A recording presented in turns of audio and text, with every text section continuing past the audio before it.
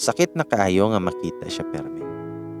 Bisan mingawon kog dili na ko siya makita, pero galikay na ko kay kabalo ko nga na-fall na ko aning tawhana nga naanay uyab. Sayo na ko matulog ug mamalong og suga. Dayon lak sa portahan. Tuyoon na dyan ako lak nga kabalo ko nga naara siya sa gawa sa iyang room. At bang manggod may aniniya og portahan guys. Mao nga madunggan ako siya or madunggan ko niya. Pero bisag naami sa mong mga rooms, unya tuyoon ako nga manawag sa akong mga barkada. Labi nagnaa sila yuchami, unya ako ray wala. Usahay makigi-video call ko nila. And syempre, ilaha kong sungugon kay Fubo number 1. Labi nag-ihatag na nila ang phone sa iya. Then magka-istorya dyan midaya. Madunggan na lang day na ako sa Mr. JM nga nabundak nagbangko sa gawas. Ibundak ang portahan og sarado. Basta maghimo dyan na siya og kasaba sa gawas. Next morning ato, di gihapon ko mutingog niya. Unya mao na sa ligining sabot-sabot pa. Nagsabot ming tanan nga mag-shot. Unya kay naaman sad may kauban nga muanha sa boarding house nga magdala og foods og shot. Sa mo na to, nagtagay na sad mi. Unya ako, wakay ko nagpalabi kay night before ato nga shot. Nahubog na sad ko. Akong gibuhat kay nagsigi kog tago-tago sa kong room. Unya adtoon na sad ko atong hilumon nga karon kay tabian na kaayo kay nakainom na. Ilahan na sad kong ipasyat. May gani kay malipat ra nako sila. Kay imbis akong tagay, ipatagay nako atong hilumon nga nagsigi naggunit sa kong bukto. Aron dili ko kaikas. So mo na to, nangahubog silang tanan. Unya ako kay chillax ra kayo. Hangtod sa nahuman na mong taga, nagiya-iya na mig panulod sa mga room. Pero kani si Mr. JM, maayo kayo mo ninyo moves. Niuna siyag sulod sa kong room. Then pagsulod na ako, iya akong gihalukan og taman. Pero ako, wala ako ni balos. Kay gasige na sagtulo ako mga luha. Niya ako siyang gituklod og niana ko nga. Asa mo kasad ni mo eh. Katulog na be kay hubog na kayo pa. Niya nitutok siya na ako. Then higda sa akong bed og niana siya. Ayaw naghigda diha sa salon. Ali na diri. Dili lagi tika unsaon. Wal gihigda na may nagtalikod ko niya. Siya kay nigakos ra sa kong hawak. Hangtod sa nakatulog raming duha.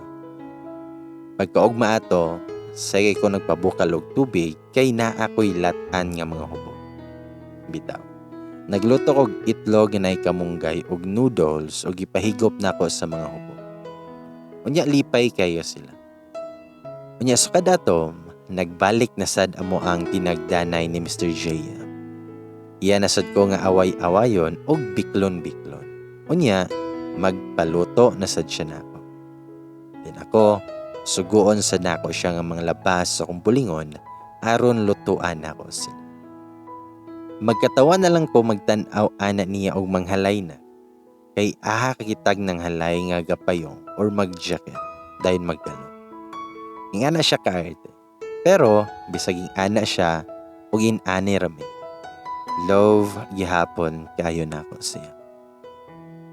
Hantod sa milabay na sad mga adlaw nga murag nagkinahinay na nako nga malimtan. Nga naaday siya yuyo. Bibo nagbalik among boarding house. Magsige na may tapok tagagabi. Chika-chika o uban pa. Nga di dyan na mawala ang sungog-sungog na mong duha. Unya, mo smile rasad minila. Then ato'y kausa. Nag-ask ni si Sabaan nga anak siya kay JM nga. JM, unsay ideal girl ni mo nga mauyab or masawa? Nga na siya nga. Basta ka ba lumuluto? Limpyo sa balay, limpyo sa lawas, ug bahalag single mom pa na siya. I-love jud nako siya. Apil iyahang anak. Dan gikilig ang duha ka krimaw. Nya niya ang Sabaan nga murag nagpadungog-dungog lagi ka kang tin. Ug nangatawa silang tulo. Nya ako kay gikilig pod. Ambot oy.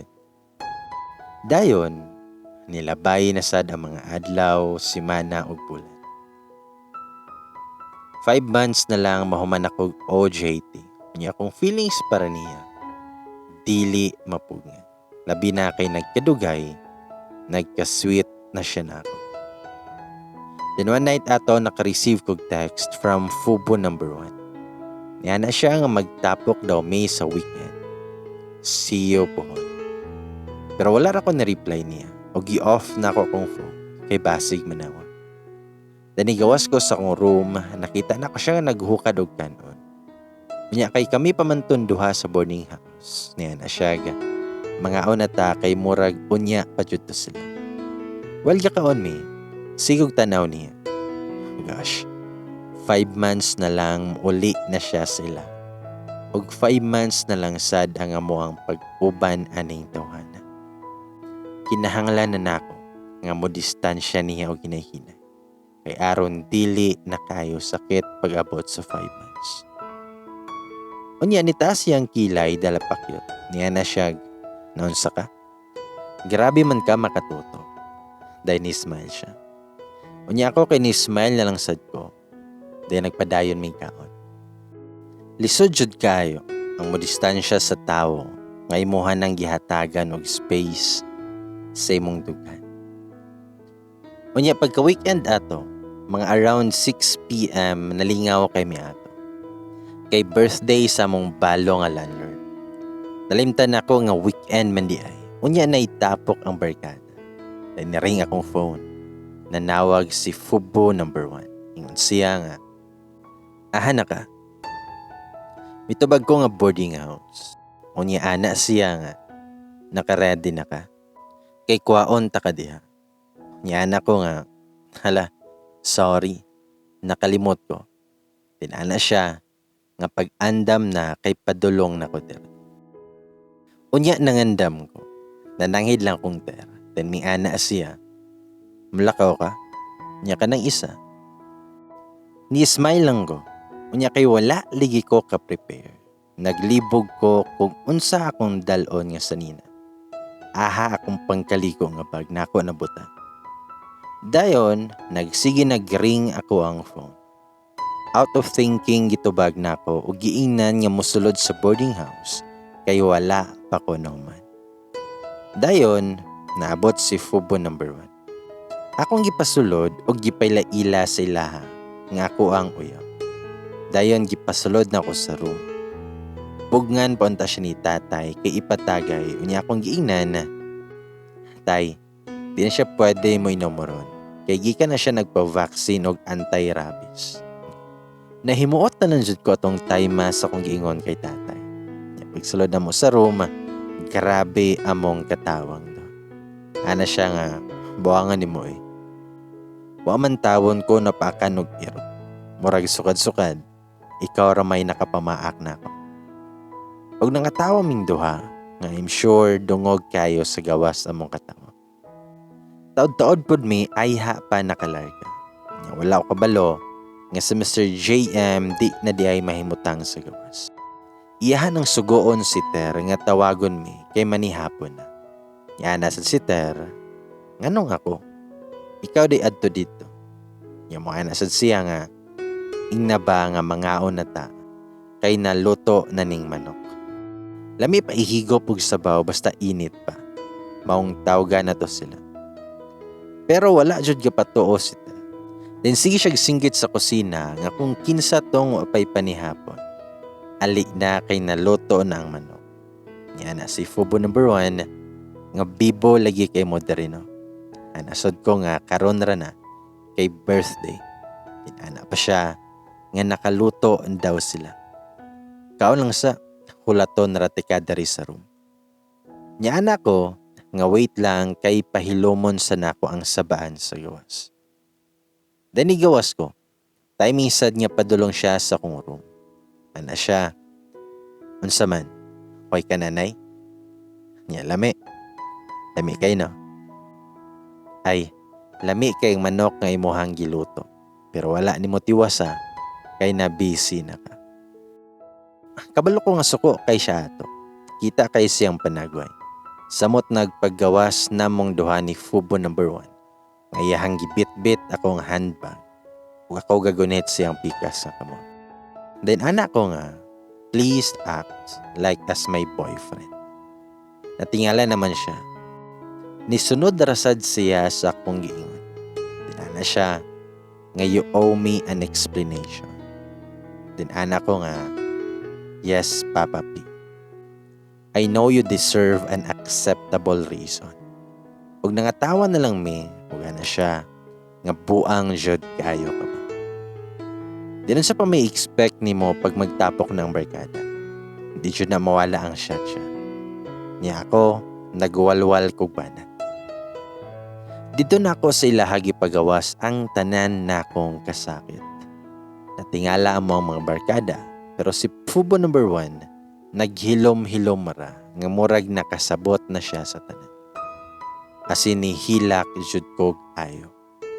Gigakos ko ni Fubo number 1. Ana siya, nga tama na. Maayo ng ibong buhaton, napalayo na siya.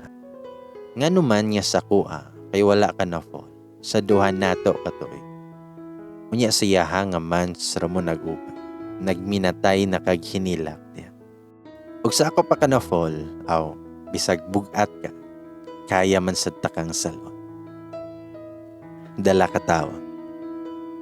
Nya mo mga barkada ni ingon na lang. Abot niyon duha, mas libog pa mo sa sapa nga gibahaan og usa ka semana.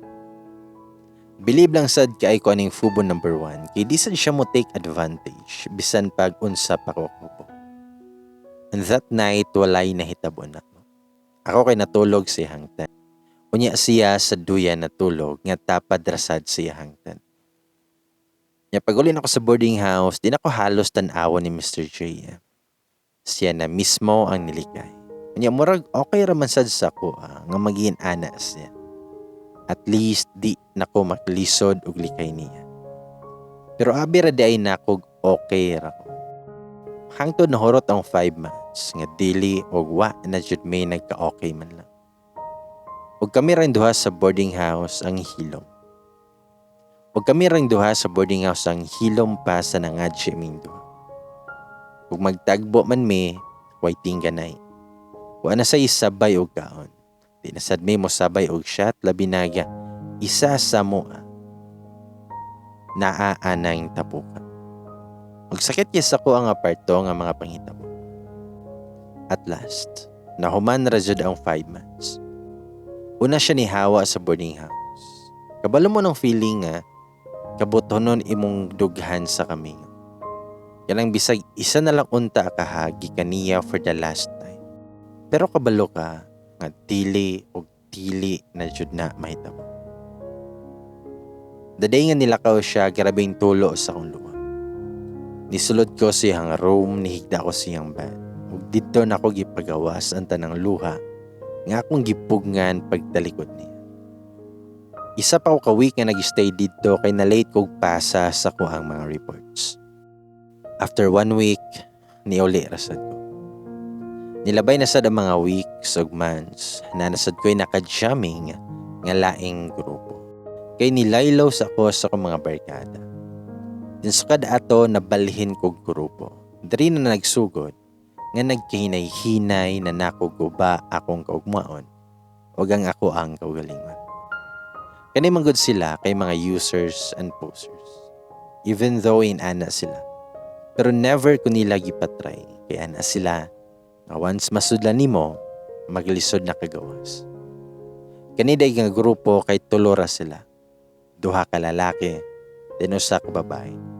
Unya naka-join ko ani nila kay kaning bae nasabay na kugkuha og NC2 sa testa. Since then, gina-invite na ko niya og na-shot or na silaylaan. Nyain kaayo ko pirme kay lingaw sad kaayo sila kaubanon. Hangtod sa napasagdan na nako ako ang pamilya. Wala na day ko'y papa. Unya sa wala pa ako nag-OJT, ako na pirme ang masligan ni mama. Kumbaga, ang responsibilidad ni papa sa mong pamilya. Ako ang nagsalo nga kaabag ni mama sa balay. Sumoto. Kay nabuang naman ko sa barkada. Napasagdaanan ako sila ang akong mama, manghod, ug labi na ang ako ang anak. Permi na ko mabuntagan og uli. Nya matulog ra dayon. Halaag na sad og maka-charge na. Natoy time maghilantan ako anak. Nya wala ko sa balay. Taas kayo iyang hilana.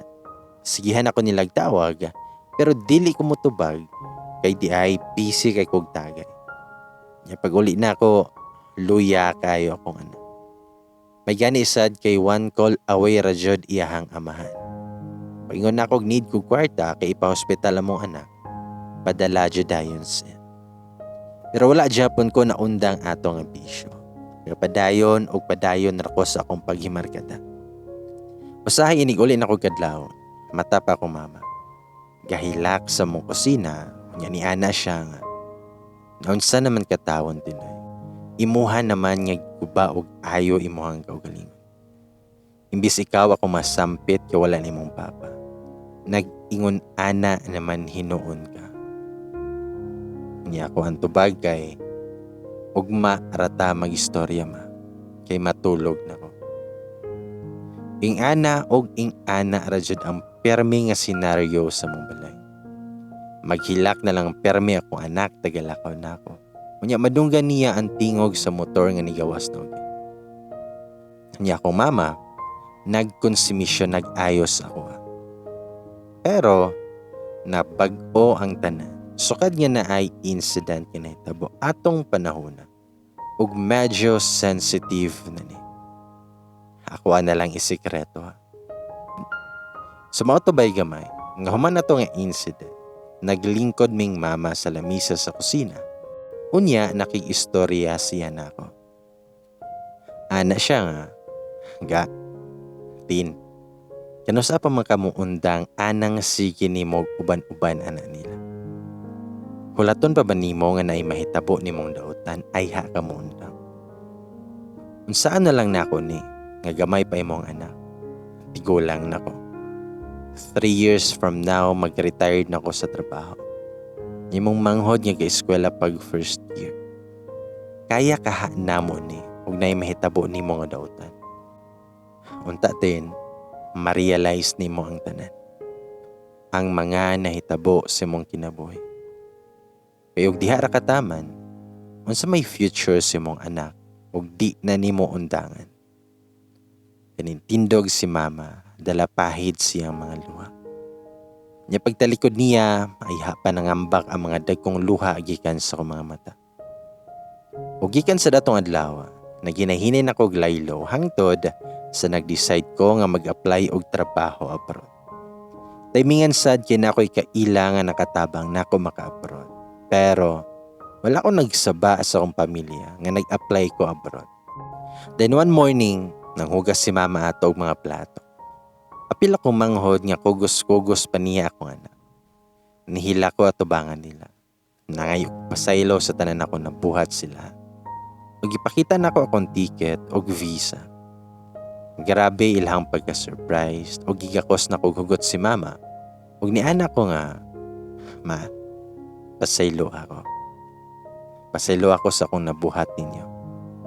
Karon, paningkamutan ako nga magbago.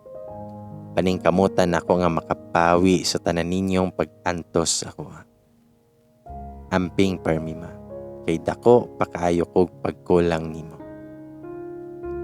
Og naghilak ming tulo sa akong mama og akong manghod. Nagginaksanay migayo. Pagka September 25, 2017, na ako sa Ninoy International Airport. Akong flight kay bound to UAE.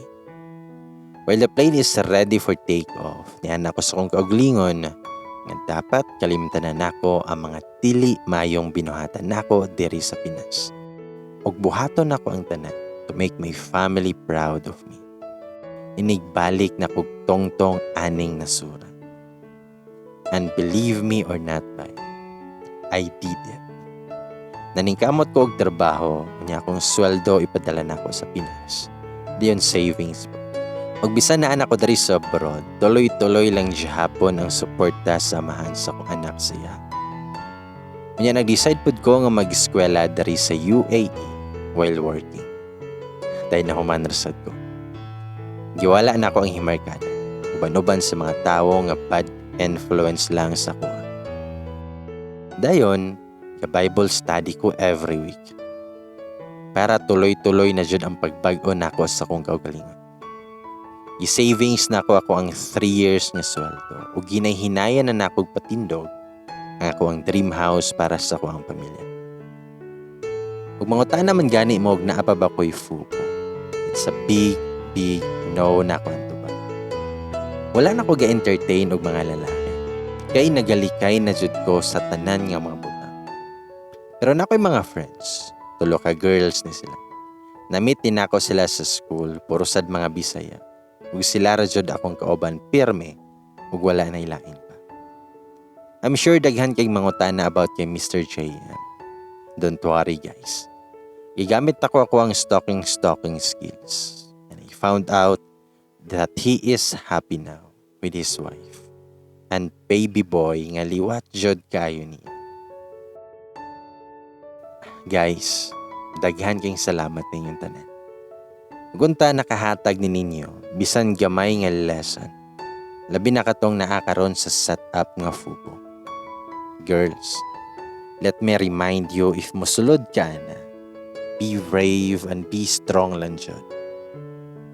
Guard yourself, especially your feelings, kay tinuod ang giingon ni Bay Gamay. Kitang mga girls ang gansi aning setup nga fubo. May pagtun-an natog love and respect ato ang self.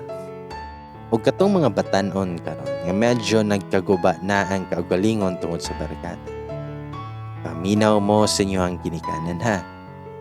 Ayaw mo pagkontento lang sa temporaryo nga happiness. Dapat tan-awon sa ninyo inyong future ug unsaon ninyo pagpawi sa tanang gi-sacrifice niyo mga parents para ninyo. Sometimes, God allows things to happen in order to test our faith in Him. Dili paulahi ang tanan. Kaya pa nato magbago ug kung gustohon nato ug kaya kaayo ta. Ug kaya kayo taniyang baguhon. Basta dako lang ang pagsalig nato sa Ginoo. Sa karon, 4 years na ko dari sa Abu Dhabi, fighting and striving for my goals. Happy? Contented? Murag dili pa. Kay dako pa kog plano for my family's future ug kamulo pa na kog trabaho na karon. Dagan kayong salamat Bay Gamay sa pagbasa sa akong confession. Hinaot pa nga dili ka kapuyan og basa sa mga confessions. Kay diri na lang jud ko gakiligon. Bitaw. And again, ako si Tin from Northern Mindanao. Daghang salamat kaayo.